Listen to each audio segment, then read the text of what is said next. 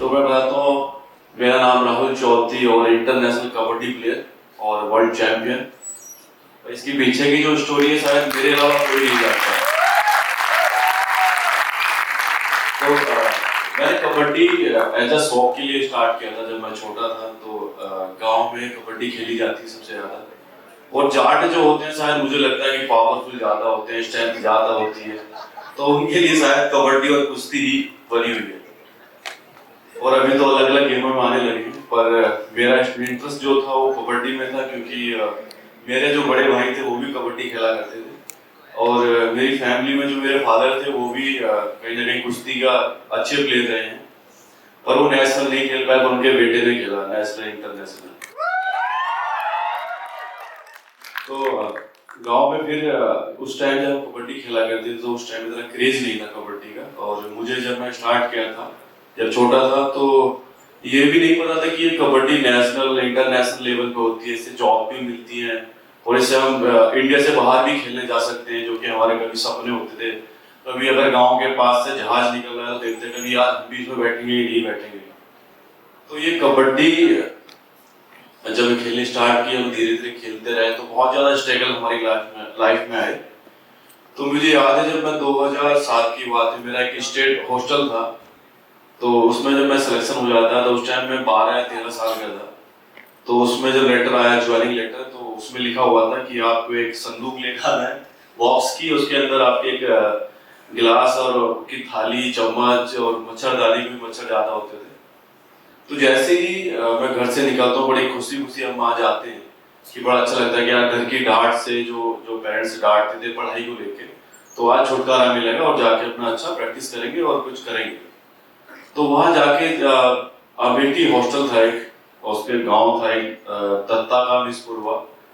तो जैसे ही वहां पहुंचते हैं देखते हैं स्टेडियम में, तो वहां पे इतनी घास उसके अंदर की स्टेडियम दिखाई नहीं दे रहा, घास ही घास दिखाई दे रही। मैं सोचा ये कहाँ गए यार, तो बड़ा डर लग रहा वहां। और फिर भी कुछ ना कुछ करके हमने एडजस्ट किया, क्योंकि जब घर से निकले थे तो कुछ करने के लिए निकले थे, क्योंकि घर पे जो गालियां बाबा की मिलती थी, जो पिटाई होती थी, उससे बड़े परेशान थे, क्योंकि पढ़ाई को लेके बहुत ज्यादा लठ टूटता था उस टाइम, तो लठ बसता था। आजकल तो बच्चों को डांटते भी नहीं, पर उस टाइम तो डंडा बसता था मजबूत वाला। तो देखा जो वहाँ पे जो गार्ड जो काम करता था वो मछलियां पकड़ रहा है, इतना पानी है वहाँ, वो संदूक तो हमने सिर पे रख लिया और उसको पैंट ऊपर करके हम चल दिए। मैं कहा यार आज तो अच्छे फंसे, मगर इससे तो घर ही ठीक थे। पर रात को जैसे ही वहाँ फॉर्म भर के हमने अपना एडजस्ट किया, रूम मिला, तो रात को पता चला किसी ने बिच्छू ने किसी को काट लिया। तो वहाँ पे वो चिल्ला रहा है, तो यहाँ तो यार बिच्छू भी है, मच्छर तो देखे जाते हैं, तो बिच्छू से कैसे बचे। तो फिर भी मतलब कि कहना मतलब ये कि मैंने बहुत ज्यादा बर्दाश्त किया, मतलब कुछ करना था जीवन में, जिंदगी मुझे कहीं और लेके जाना चाहती थी। अगर मैं वहां से घर भाग जाता तो मुझे नहीं लगता कि आज मैं यहाँ खड़ा पाता, आप मुझे जानते कि मैं कबड्डी खेलता। तो वहां पे 5 से 6 महीने रहा, तो वहाँ पीछे ही कब्रिस्तान थे, तो बड़ा डर लगता था रात को यार भूत भूत ना निपट जाए। तो मैंने कहा घर वालों से यार मेरे से नहीं होगा, मैं अपना गन्ना छीन लूंगा, खेती कर लूंगा, जो कहोगे वो कर लूंगा, पर मैं आ रहा हूँ। तो घर वाले वही लेकिन नहीं वहीं रहना है, आना नहीं है। तो मैं एक दिन चुपचाप अपना पीछे दीवार कूद के और मैं अपना ट्रेन में बैठ के घर पहुंच गया। तो घर वालों को तो वही काम आती है डांटना, ये तो पूछा नहीं क्यों आया, क्या नहीं, क्या था क्या नहीं, आती वही अपना पापा जी का दमादम 2-4 दिए मेरे को। फिर मैं एडजस्ट कर लिया मैंने, फिर मैंने आर्मी की तैयारी स्टार्ट की। तो मैंने 2010 में आर्मी में ज्वाइन, क्योंकि गांव में कोई घर से अगर आर्मी में हो जाता या पुलिस में हो जाता तो सबसे पहले प्रायोरिटी रहती है कि हम देश की सेवा करने के लिए आर्मी में जाएंगे। तो मुझे लगता है कि जाटों के खून में जो होता है यही होता है कि बस देश की सेवा करनी है। तो इसी लेके हम भी तैयारी करती। तो उस दौरान फिर से कबड्डी मेरे सामने आई। उस टाइम मैंने कबड्डी छोड़ दी थी कि नहीं अब नहीं जाना, अब अपनी प्रैक्टिस करेंगे, आर्मी में हो जाएंगे। तो उसके बाद फिर एक वैसी वर्कआउट करने के लिए गया, मैं वर्कआउट अच्छा किया, मेरी रनिंग बहुत अच्छी होगी। तो जैसे ही मैं 10th किया तो उसके बाद मुझे 1-2 भर्ती देखनी थी। तो उस दौरान फिर एक कबड्डी का फिर ट्रायल आया वहाँ, जिसे स्पोर्ट्स अथॉरिटी ऑफ इंडिया, जो कि साई कहते हैं शॉर्ट फॉर्म में। तो वहाँ मैंने उसका वैसे ही वर्कआउट करने के बाद मैं वहाँ चला गया। तो वहाँ पे इंटरेस्टिंग बात ये थी कि वहाँ पे महिला कोच थी, तो हमने कभी महिला कोच नहीं देखी थी। तो वो मैं सोचा यार वर्कआउट हो गया, चलो देखते हैं महिला कोच कैसी है, क्या सिखाती है। तो वो ट्रायल चला था, मैंने कहा मैं भी ट्रायल दे सकता हूँ, हाँ कोई भी दे सकता है। मैं ठीक है भैया, मैं भी अपना ट्रायल देना स्टार्ट किया। तो मैंने वो रेडिंग वेडिंग की, तो मेरे अच्छी स्पीड थी, तो मैं कई सारों टच उच करके आ गया। फिर मैंने कॉर्नर खेला, मैंने अच्छा खेला। तो मैम बोलती है तो अच्छा प्लेयर है, तो एथलीट में क्यों जा रहा है, कि मुझे आर्मी में जाना है। तो आर्मी में तो यहाँ से भी जा सकते हो। हाँ, यहाँ कैसे जा सकते हो? बोला ये नेशनल इंटरनेशनल होता है, तो यहाँ से आपको जॉब भी लग सकते हो और आप अच्छा खेलते हो। तो मैंने फिर वो उन्होंने मेरा सिलेक्शन जो गुजरात के लिए कर दिया। तो गुजरात जाके मेरी पूरी लाइफ चेंज होगी, क्योंकि वहाँ बहुत ही अच्छा ट्रायल मेरा गया। ऐसा उस टाइम तो मेरे पास स्टेट भी नहीं खेला था, मैं बड़ी मुश्किल से कोच साहब के पैर हाथ पकड़ के मैंने अपना सिलेक्शन करा लिया। तो फिर वहाँ से लेटर आता रहा कि भाई ज्वाइनिंग कर लो, ज्वाइनिंग कर लो। फिर मेरा जाने का बंदी हुई।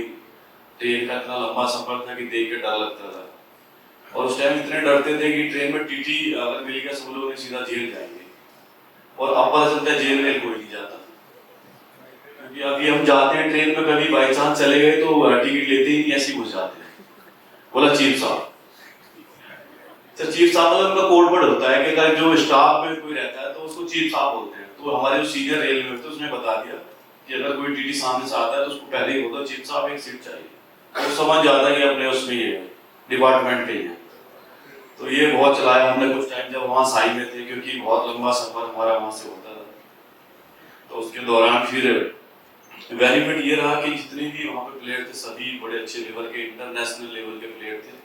तो मैंने एक चीज सीखी उस चीज में कि आप कभी भी कोई कितनी बड़ी मुसीबत आए, अगर पीछे जाओगे तो खाई में जाओगे, और आगे निकलोगे तो बहुत सीना फाड़ के बादल चीर के कहीं भी जा सकते हो जो आपने सोचा है। अगर पीछे हटोगे तो आप समझ लो खाई में जाना ही जाना है, वहां पीछे कुछ नहीं है आपके, जो भी है आगे। कहते हैं ना कि भूत पीछे से आओ तो पीछे मुड़ के मत देखो, आगे ही चलते रहो, वो कुछ नहीं करेगा।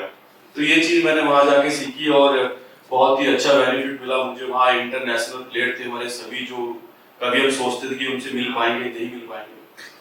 और उसके दौरान फिर 2014 में तो कबड्डी में 4 चांद लग गए कि जब ये प्रो कबड्डी लीग आई। तो काफी समय से हम सुनते थे कि यार प्रो कबड्डी आ रही है, प्रो कबड्डी आ रही है, आप भी बड़े टीवी पे दिखाई दोगे। हम भी घर वालों को फोन करते कि देखते रहो, अभी बड़े टीवी पे दिखाई देंगे। तो घर वाले बोलते सारा झूठी बोलता रहता है। तो मैं कहा यार होगा, हम भी सर से पूछते, सर मैं कहा ये हो भी रहा है, वैसी मीठी गोली दे देते हैं, इसे चूसते ही रहेंगी बस, ये खत्म ही नहीं होती। तो फाइनली 2014 में हमारे इंडिया कैंप लगा हुआ था बैंकॉक, तो प्रो कबड्डी हो जाती है, और जो शूटिंग होती है बड़े बड़े कैमरे, और हमारा मेकअप कर रहे हैं हमारे किट और हमारी कटिंग वटिंग।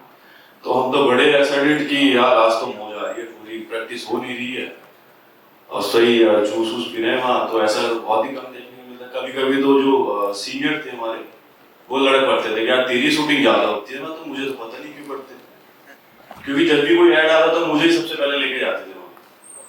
तो जो सीनियर थे, यार तेरी शूटिंग बहुत करते हैं, मतलब ये तो मुझे भी समझ में नहीं आ रहा।